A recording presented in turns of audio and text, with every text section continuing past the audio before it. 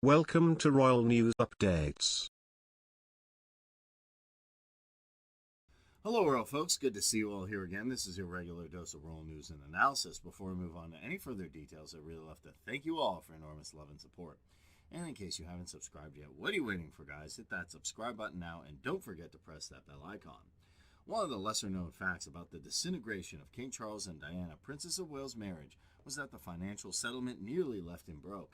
Diana, proving herself to be the Wellington of divorce maneuverings, had hired a powerhouse who got a royal stonking $30 million deal.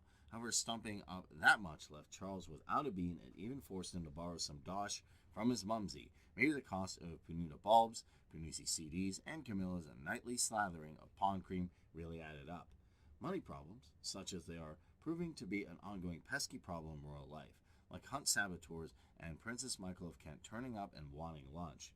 And they are the problem that son of Prince Harry has had a rude introduction to in recent years, according to his recent release memoir Spare. So, after a successful Netflix docuseries and memoir launch, you might be thinking that Harry and Meghan might be reigning with money, but to be honest, it's not like that. But it seems like they're actually out of money and huge debt. And now, so-called independent Sussexes urge King Charles and the royal family to pay for their expenses. Ridiculous, right? So many of you might not believe in what I say, but let me explain what I mean. Let's go back when they stepped down from their roles. From their start, only Sussexes didn't have enough money to hold their ground. That's the very reason they lived with their friend's house for quite a time in the beginning. Thus, it seems to never have occurred to Harry and Meghan that the money picture would get more complicated when she and her infernal yoga mat entered the picture. The Duke writes in his memoir, "How much could it possibly cost to house and feed Meghan?" I wanted to say. She doesn't eat much, and I'll ask her to make her own clothes if you like. Oh, Harry, you dingbat. She might not eat much, but the addition of the former Deal or No Deal briefcase girl to the royal roster was always going to come with a hefty price tag. In 2018, the Duchess wardrobe was worth $400,014, according to website UFO. No more meticulous tracks royal fashion more than any other royal woman in Europe. The following year, 2019, the only full year of HRHing that Meghan completed, she reportedly had $181 worth of new pieces. No wonder Charles was fretting a tad about his counts, saving account back in before times. Not only this, but a bigger picture was still left pending. There is a housing situation they need to settle.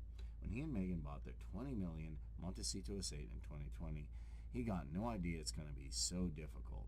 I mean, before this, Prince Harry never had to pay a gas bill, seen a council rates notice, or have to understand the difference between a fixed or variable or loan variable, until he was on the downward slope to 40. So too is the credit card detail an interesting one.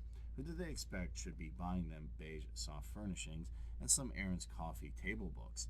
Harry's seeming sense of bitterness that they should have to cover such a cost is striking for a man who never had to foot a real bill in his life before. Not only that, but the Duke of Sussex said repeatedly it never crossed his mind that around-the-clock security was afforded to them, as working members of the royal family might be yanked when the Sussexes were no longer official representatives of the crown.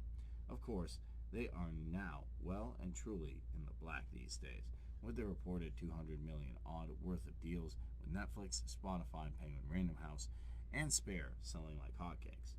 But I would advise them to keep their expensive organic food and Meghan's precious wardrobe safe, as things might change sooner than they're expected.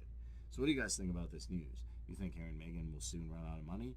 What do you think their options will be in the future? Write it down in the comment section below. Let me know what you think.